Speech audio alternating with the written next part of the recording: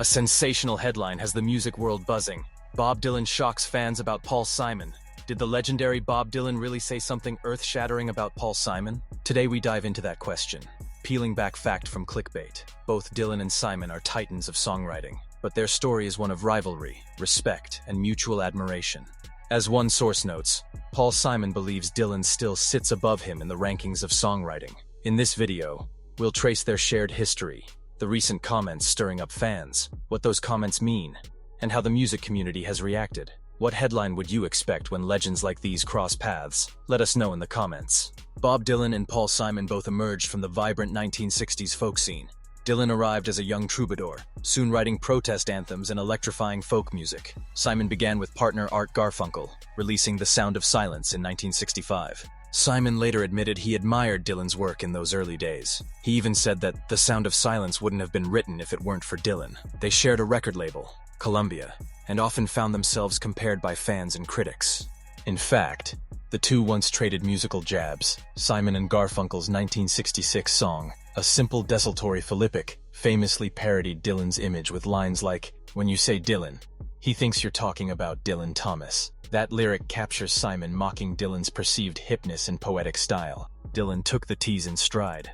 Legend has it he even laughed during Simon and Garfunkel's live performance of the parody. Despite this early roast, both artists had great respect for each other's talent.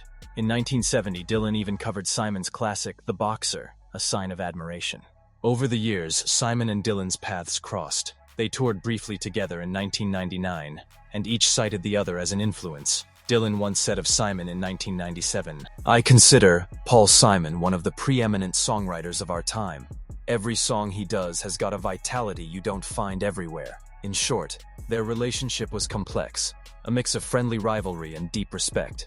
So what about that shocking headline? Ironically, the surprising quotes aren't from Dylan at all, but from Paul Simon himself. In a Rolling Stone interview, later reported by The Guardian, Simon candidly admitted he often felt overshadowed by Dylan. He said, "I usually come in second to Dylan, and I don't like coming in second." He went on, "One of my deficiencies is my voice sounds sincere. I've tried to sound ironic. Dylan, everything he sings has two meanings. I sound sincere every time." Those words caught fans' attention. To some, it sounds like Dylan is being praised and Simon is grudgingly stepping back, almost as if Dylan had made a statement about Simon. In reality, it was Simon reflecting on their differences. As American Songwriter recently noted, Simon still candidly feels that Dylan, while his equal in some degree, still sits above him in the rankings of songwriting. In other words, Simon placed himself second in the public eye. Dylan himself hasn't made any similarly startling public comments about Simon recently. In fact, outside of friendly praise, Dylan has been mostly silent on this topic. Interestingly, Simon once asked Dylan to sing on his new album, but never heard back. Were you surprised by Simon's blunt admission? Have you ever felt overshadowed like this? Let us know in the comments below.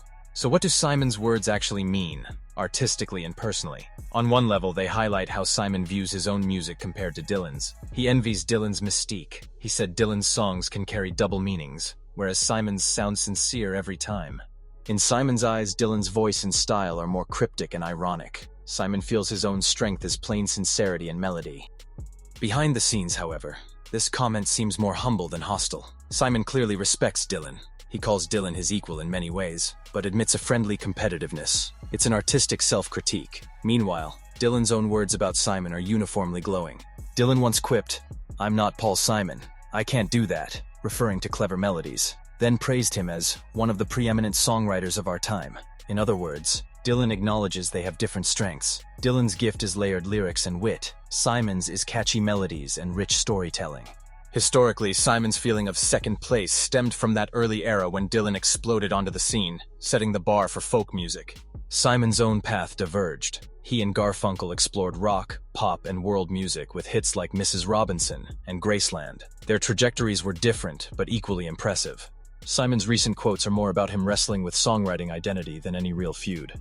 In fact, Simon's frankness suggests he both admires Dylan and feels the pressure of constant comparison.